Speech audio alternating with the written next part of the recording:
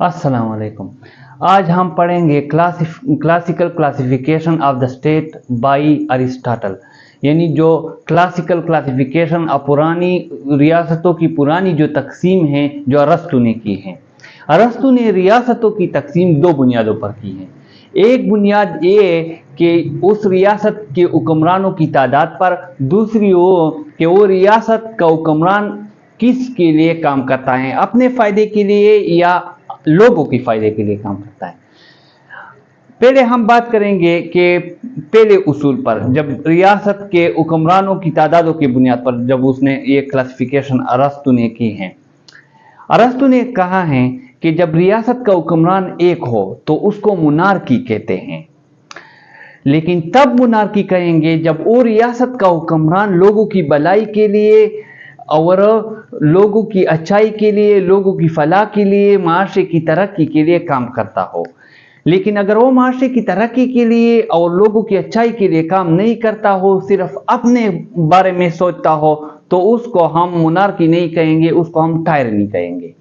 दूसरी, जब रियासत के हुक्मरान दो हो, रियासत के हुक्मरान कई हो, रियासत के जो रूलर हो वो कई हो, फ्यू हो, तो उसको अरिस्टोक्रेसी कहते हैं। जो कुछ एलीट क्लास से ताल्लुक़ रखते हो, जो नोबल क्लास से ताल्लुक़ रखते हो, जैसे बिजनेसमैन हो या कोई पढ़े लिखे फिलासफर हो, तो जब वो कई फिलासफर या कई बिजनेसमैन या कई क्वालिफाइड लोग जो किसी रियासत को चलाते हैं तो उसको अरिस्टोक्रेसी कहते हैं। तब अरिस्टोक्रेसी कहते हैं जब वो मुल्क के फायदे के लिए काम करते हैं, लोगों की फलाह के लिए काम करते हैं। लेकिन जब वो अपने लिए काम करते हैं, अपने फलाह के लिए काम करते हैं, अपनी सोचते हैं, तो उसको अरिस्टोक्रेसी नहीं कहते, फिर उस फॉर्म ऑफ गवर्नमेंट को ओलिगार्की कहते हैं।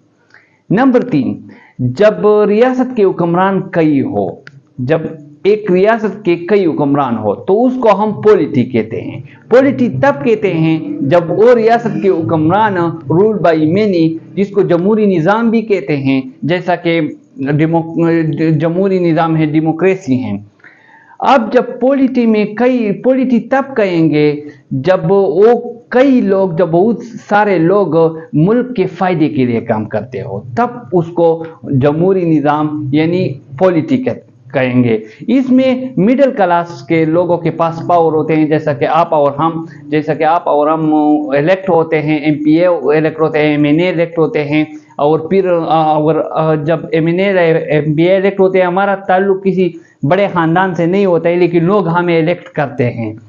तो ये एक बैलेंस्ड वे में जो हुकूमत होती है, क्योंकि इसमें डेमोक्रेसी भी शामिल होती है, क्योंकि वोटिंग के ज़रिए होते हैं, जमहूरी निज़ाम है, और ओलिगार्की भी शामिल होते हैं। अब जब कई लोग मुल्क के लिए काम ना करें, अपने लिए काम करें, तो उसको डेमोक्रेसी कहते हैं।